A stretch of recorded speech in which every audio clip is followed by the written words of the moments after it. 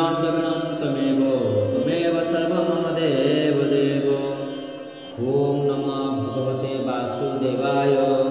ओम श्री परमात्माय नमः। श्री गणेशाय नमः। ओम श्री भगवत गीता संख्यायोग द्वितीय अध्याय। अकीर्तिं च विभूतानि कथय सन्ति ते अव्ययम् संभावितस्य च मरणादतिरिच्यते। अनुवाद। लोक माने बराबर तुमर कलंक रटना करिवे। जो लोक बराबर सम्मान लाभ करि आसी ता पक्षरे अपजस बा निंदा मरण बलि पड़िबो। भगवान श्रीकृष्ण वर्तमान अर्जुन को बंधु बा सखा हिसाब से तथा दार्शनिक हिसाब से अर्जुन युद्ध न करिवार निष्पत्ति उपरे तांकर शेष विचार होउछंती। भगवान कहले, हे अर्जुन, तुम्हें जदि युद्ध क्षेत्र त्याग करि जाओ लोक माने तुमको भीरु बोली कहिबे। जदि तुम्हें भाबुथाओ जे लोक माने निंदा करंतु पछके तुम्हें युद्ध क्षेत्र पलायन करी जीवन बंचाइब, तथापि मोर उपदेश तुम्हें युद्ध क्षेत्र पलाई न जाई बरं एठारे मृत्युवरण करने उचित। तुम परी एक सम्माननीय व्यक्ति पक्षरे अपजस बा निंदाटा मरण ठारू बलि पड़िबो। तेणु तुम्हें मृत्यु भୟରେ पलाई जिबा उचित नुहे, बरं युद्धरे मृत्युवरण करने उचित। एतद्वारा तुम्हें मोर बंधु बा सखा होइतिबारु जो निंदाटा शुणिब सेथिरु रक्षा पाइब एवं समाज रे तुमर जो मान सम्मान अच्छी ताहा मध्य हराइब नाही। तेणु भगवानंकर अर्जुनंक प्रति शेष निष्पत्ति हेला पलाई न जाई बरं युद्धरे प्राण त्याग करने उचित। भयाद रणदुपरन्तं मत्सन्ते त्वं महारथा येषां च त्वं बहुमत भूत्वा जास्यचिरान्भवम्। अनुवाद।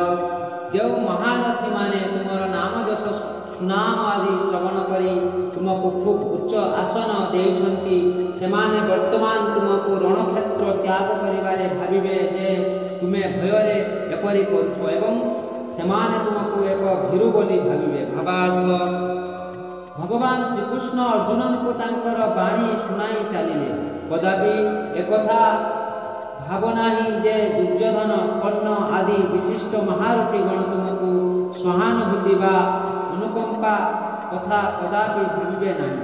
सेमाने कदापि भाविबे नहीं जे तुमे तुमर भाई और पितामह भीष्मक प्रति सहानुभूतिशील बा दयाद्र हृदय होई रणक्षेत्र त्याग करिछ। सेमाने निश्चय भाविबे जे तुमे भय जोगु युद्ध क्षेत्र त्याग करिछ।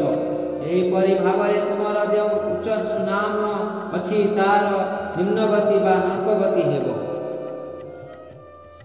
अवाच्यवादं सबहुन् वदिष्यन्ति तवाहिता निन्दस्तस्तव सामर्थ्य तथा दुःखतरं लोके। अनुवाद। तुमर शत्रु माने तुम विषय अनेक कटु कथा कहिबे एवं तुमर शक्ति को निंदा करिवे। यहाँ ठारू बळी आउ दुख कौन अछि। भावार्थ। अर्जुनंकर अजथा सहानुभूति देखि भगवान श्रीकृष्ण प्रथमे बड़ आश्चर्य होई पड़िथिले।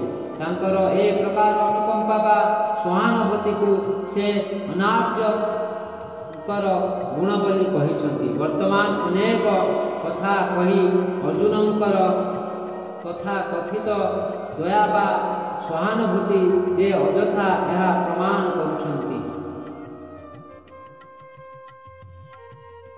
हतवा प्राप्यसि स्वर्गं जित्वा वा भुक्तसे मयि तस्मात् उत्तिष्ठ पन्थेय युद्धाय कृतनिश्चय। अनुवाद। हे कुंती पुत्र, जदि तुम्हें युद्ध क्षेत्र में मृत्युवरण कर ताहाले स्वर्ग लाभ करिब, किंबा जदि तुम्हें विजय हासिल कर ताहाले भौतिक साम्राज्य लाभ करिब। तेणु उठ एवं युद्ध करने निमित्त कृत निश्चय हुआ। ଭାବାର୍ଥ ଯଦିଓ ଅର୍ଜୁନ ସନ୍ଦିହାନ ଯେ ସେ ଯୁଦ୍ଧରେ ବିଜୟ ହାସଲ କରିବେ କି ନାହିଁ, ତଥାପି ତାଙ୍କୁ ଯୁଦ୍ଧ କରିବାକୁ ହେବ। କାହିଁକିନା ସେ ଯଦି ଯୁଦ୍ଧରେ ମୃତ୍ୟୁବରଣ କରନ୍ତି ତାହେଲେ ବି ସେ ସ୍ୱର୍ଗରାଜ୍ୟ ଭୋଗ ଲାଭ କରିବେ।